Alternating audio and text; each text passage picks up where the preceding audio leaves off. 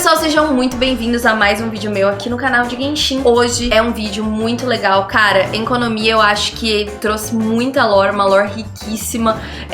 Eu preciso atualizar meu vídeo sobre Orobashi, que saiu há pouco tempo. Além de que ele dá aí, né, algumas certezas em relação a Celestia e as nossas teorias sobre Celestia. Então vale muito a pena você ver esse vídeo porque a lore é ótima. Se você ainda tá explorando a economia, faça com calma, aproveita, saboreia a experiência, porque é muito bom e muito rico em lore. Antes da gente começar, né, entrar de cabeça aí, quero agradecer ao nosso patrocinador, a NordVPN. Se você ainda está usando a internet, navegando por este mar de informações, sem segurança, sem dar aí um escondido no seu IP, você tá fazendo errado, amigo. Vai conhecer um VPN, de preferência o Nord, porque o Nord é o melhor VPN, porque ele é o VPN patrocínio do canal. Mas mais do que isso, eles sabem que eles são bons, e quando a empresa sabe que ela é boa, ela oferece o quê? Garantia.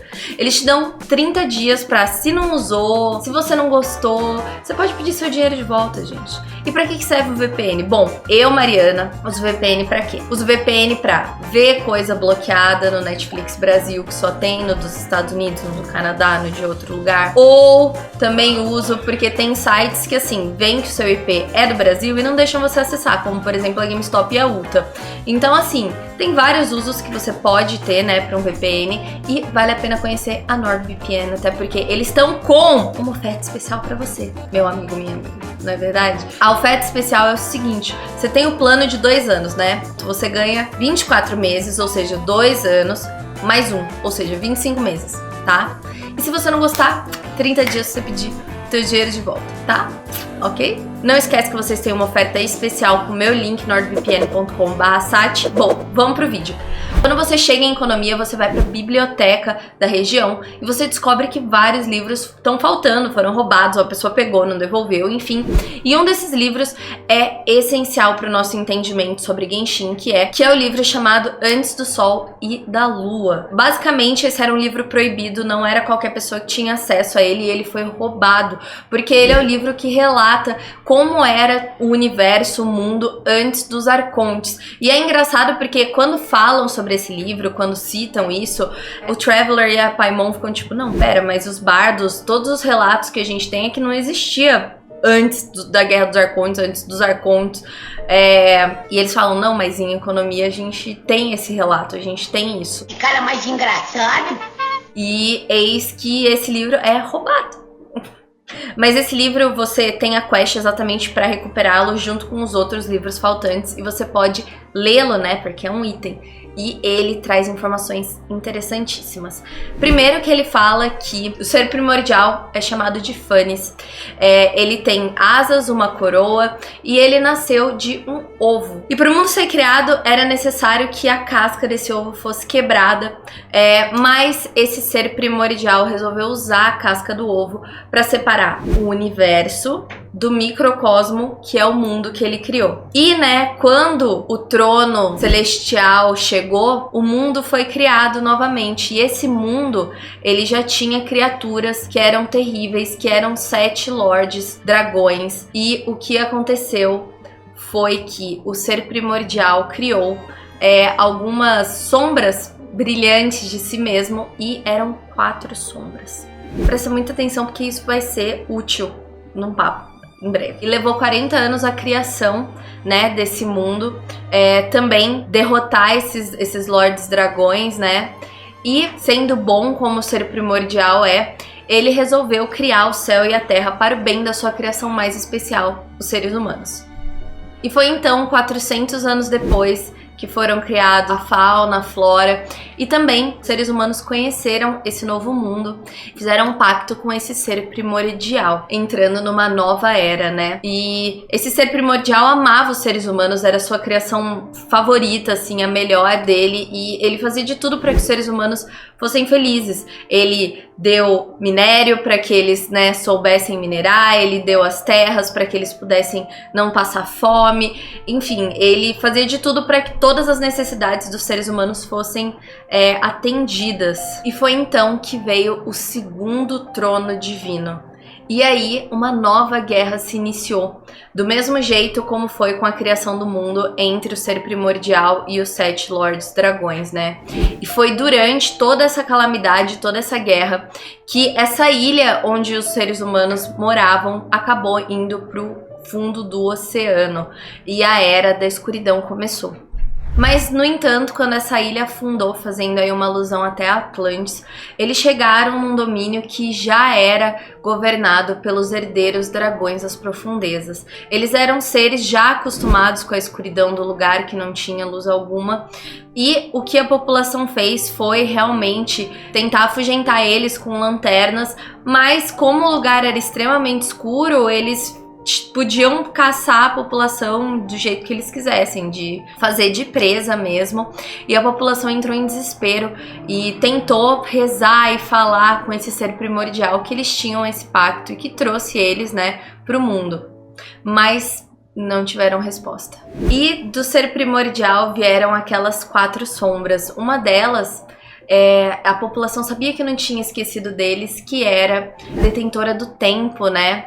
Que ela era todo momento de felicidade, de raiva, de saudade, e o nome delas é Kairos. Engraçado é que eles falam que não pode falar o nome verdadeiro dela, né? A população deles conhecia como Kairos, mas o nome de verdade é Ishtaroth. E o interessante é que a gente já comentou aqui sobre como os arcontes têm nomes de demônios, né? Que vêm da Ars Goetia. E como Morax, Baal, Barbatos, e Arof é um deles também. E eis que, né, dessas preces para essa sombra do ser primordial, um sábio chamado Abrax teve aí um momento de elucidação. Ele descobriu como fazer um milagre, que é fazer meio que uma luz, um sol artificial chamado Hélios. E foi assim que eles criaram um dispositivo que podia criar um dia artificial, né, e quando desligado vinha noite. E foi então, né, que a população já mais tranquila, porque tinha, né, o sol, o dia, enfim, começou a ficar um pouco mais ambiciosa, pensando em um jeito de retornar para a superfície. E foi aí que eles perceberam que eles não conseguiam, porque haviam sido selados no fundo do oceano, acreditando então que o ser primordial, né, tinha banido eles por alguma razão. E foi então que começou o reino dos filhos do sol, não é verdade? As pessoas ficaram tão agradecidas pelo Hélios, por essa tecnologia que permitiu eles terem o dia onde era só escuridão, que eles começaram a ficar... As pessoas fizeram o que elas fazem de melhor, né? Elas viram um jeito de pegar aquele poder e ser detentor daquele poder. Uma das sombras, inclusive, que tá em Economia, conta essa história pra gente, que foi exatamente esse criador. Ele foi preso porque ele sabia da verdade, ele sabia que aquilo era uma tecnologia que ele criou de coração puro para as pessoas e nada além disso, que era só um objeto, mas as pessoas começaram a falar como se fosse uma divindade e escolhiam crianças que são inocentes, que podem ser manipuladas para serem, né, aí as divindades, os porta-voz aí desse deus sol, que na verdade é essa máquina que o Abrax construiu. Que papo é esse, Willis? E é importante dizer também que existia um ritual extremamente maléfico que quem é que pode ser manipulado? Criança, mas criança cresce, né? Então chegava um momento aí que quando a criança não era mais tão criança assim, começava a dar problema num aniversário. Entendeu o que eu tô falando? Pois é, enfim. What the fuck? Voltando aqui, e uma dessas crianças, brincando, entrou numa caverna e encontrou algo muito estranho, que era uma serpente gigante, que ela nunca tinha visto antes. E era a Orobashi. Durante a Guerra dos Arcontes, foi se esconder no mar escuro, no Dark Sea, que é exatamente onde o povo de Economia havia sido selado. Então, ela, né, um deus que fugiu, que não tem quem proteger, que não tem propósito, né, porque um deus é ter uma nação, é ter pessoas para ajudar, encontrou uma população sem esperança alguma e também que não tinha nada.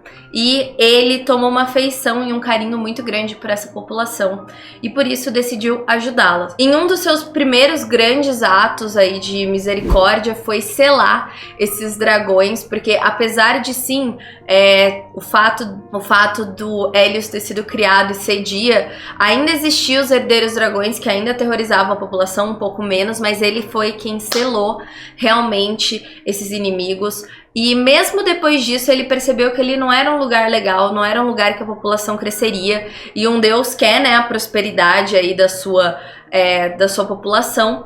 E ele começou a pensar que eles deveriam ir para a superfície. Ele fez um grande sacrifício, cortando muito do seu poder, tirando um coral que havia crescido nas suas costas enquanto ele estava no oceano e criou a ilha artificial que hoje a gente conhece como Watatsumi Island. E é por isso mesmo que a gente tem todo aquele coral bonito, tudo. Então ele quebrou o selo e criou essa ilha e levou as pessoas de volta para a superfície para serem, né, humanas. No entanto, a Orobashi teve... sabe aquela história da Eva e do Adão não poder pegar maçã e a cobra vai lá e fala assim, come, é da hora. Pois é, aí veio, né, Orobashi com a tentação e leu o livro proibido, que foi o que eu li pra vocês, que é Antes do Sol e da Lua, e então ela foi sentenciada por Celestia a morrer.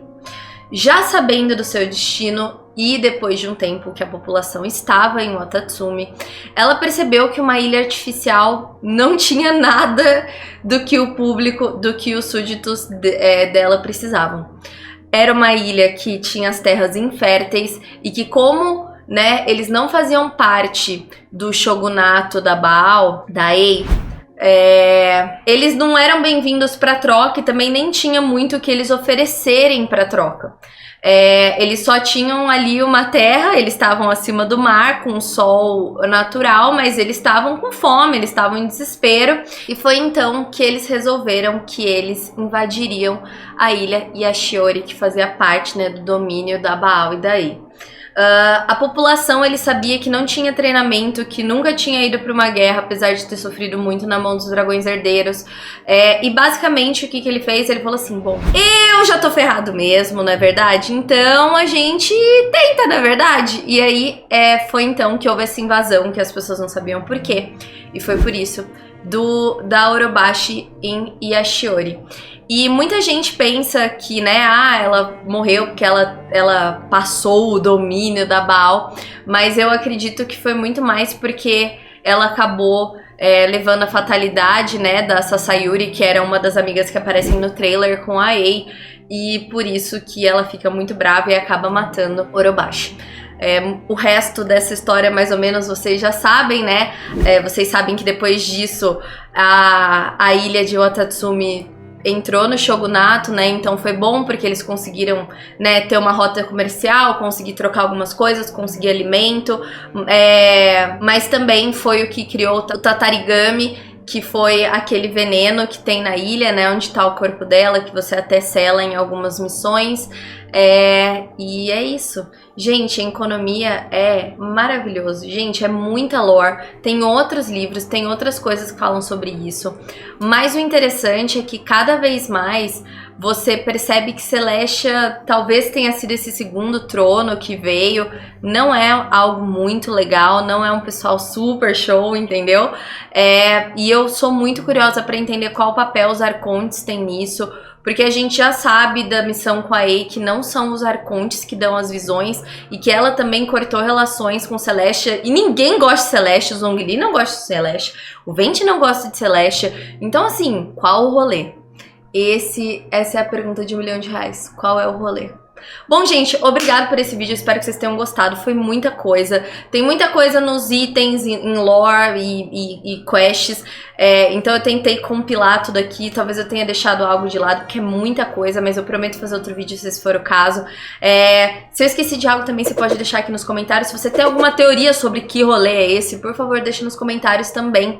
E é isso, gente. Eu espero que vocês tenham gostado. Eu quero fazer um vídeo muito em breve sobre essa questão das 4 sombras que saíram, o ser primordial, etc, etc, porque isso ainda é algo que eu posso me aprofundar muito, mas no momento eu queria contar como foi a linha do tempo do pessoal que saiu de Economia, do fundo do oceano, pra estar na ilha e no momento atual, né, no shogunato da Ei. Então, eu espero que eu tenha sido bem sucedida nisso, que vocês tenham gostado. Se você gostou, por favor, compartilha com seus amigos que gostam de Genshin, deixa seu like, que ajuda muito, muito, muito a gente. E é isso. Muito obrigada de novo pra NordVPN, que tá patrocinando esse vídeo. E é isso aí, gente. Até breve. Tchau!